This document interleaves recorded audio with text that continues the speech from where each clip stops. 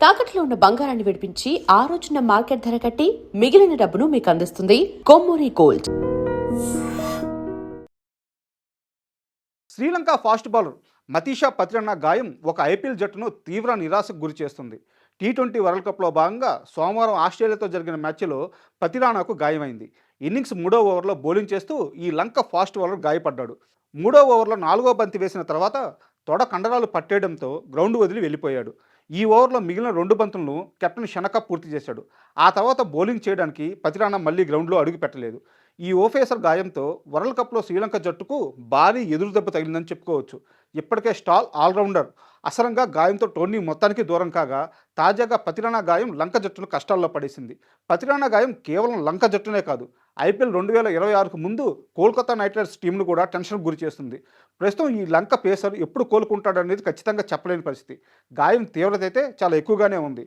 Tourney నుంచి నిష్క్రమించే అవకాశం కూడా ఉంది.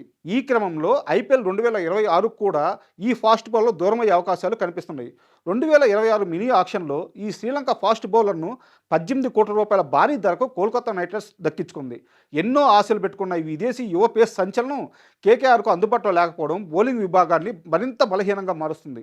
ఎందుకంటే ఇప్పటికే బంగ్లా ఫాస్ట్ బౌలర్ ముస్తఫిజుర్ రెహమాన్ కూడా కేకేఆర్ జట్టుకు అందుబాటులో లేడు.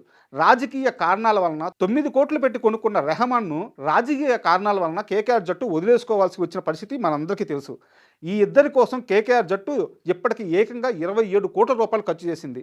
ఇప్పటికే ముస్తఫిజుర్ రెహమాన్ ఐపీఎల్ నుంచి అధికారికంగా తప్పించారు. తాజాగా పతిరానా గాయం కేకేఆర్ జట్టును తీవ్ర ఆందోళన గురిచేస్తుంది.